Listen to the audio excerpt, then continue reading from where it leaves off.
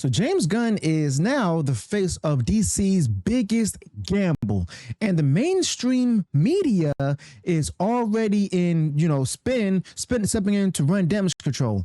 The first official piece about Superman just dropped, and now it's being framed, probably how James Gunn and Warner Brothers want it. Now, this came from the Sunday Times and stuff, showing here comicbookmovie.com. A longtime player in the mainstream media cycle, which is Sunday Times, is calling Superman a success before real reviews exist. Okay, so James Gunn is quoted, multiple times, and the mainstream media is using this for damage control. Okay, so where it presents every word like it settles the debate. So James Gunn gets to define Superman through carefully managed press, while critics actually remain under embargo.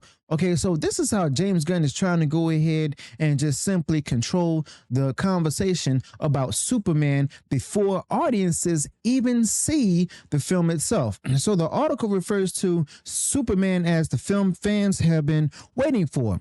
It references Richard Donner and Christopher Reeve, and it also dismisses Brandon Routh and Henry Cavill.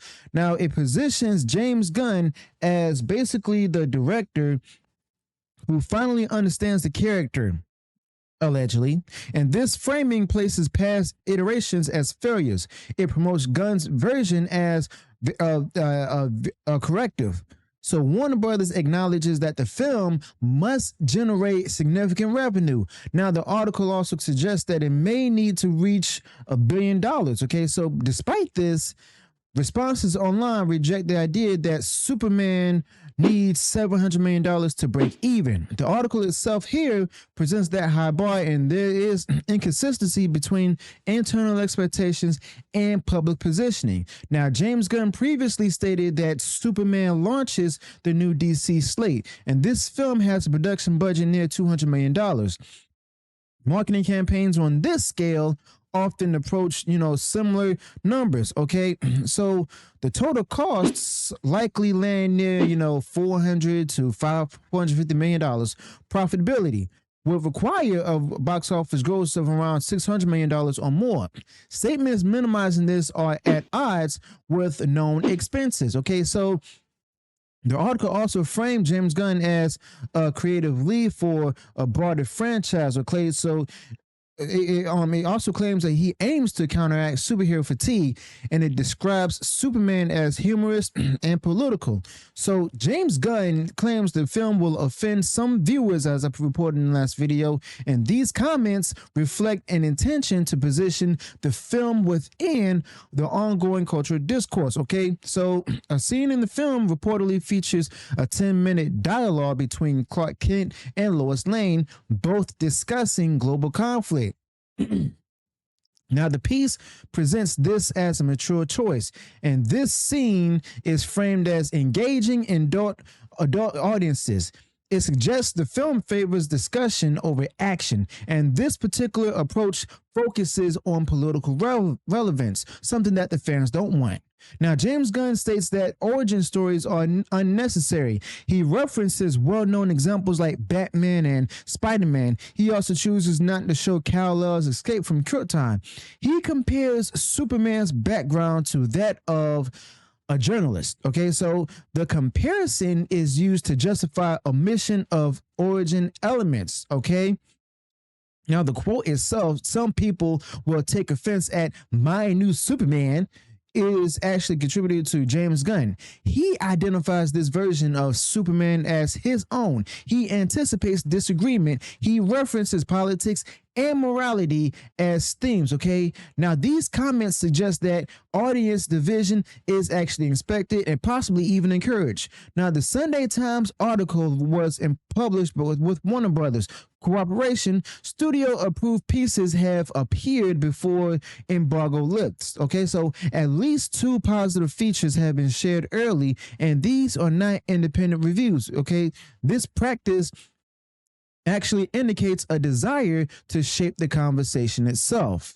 Now, the article includes some references to Superman's creators as immigrants, and it cites works describing Superman as a refugee.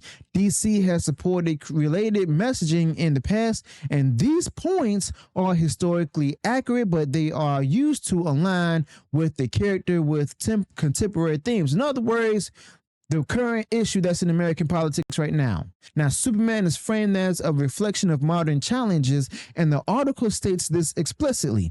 It connects the character to political and social discussions. Now, the film is said to feature discourse on war and ethics. Now, the portrayal prioritizes dialogue-driven storytelling itself, okay? Now, James Gunn claims that the movie centers on morality, as I reported before. He also describes it as political and relevant, and these multiple aims shape the narrative direction itself. Now, the article emphasizes complex themes, and it does not describe or focus on action or traditional heroism. Okay, so the article itself in question characterizes previous Superman actors, okay, as failures. Henry Cavill is described as boring. Roth is dismissed.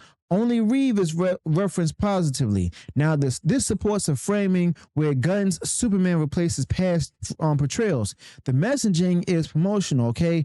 But as you all see, observers have identified this as a marketing approach built around controversy on courtesy of James Gunn. The goal appears to be sustained attention. Statements and leaks are timed for public reaction.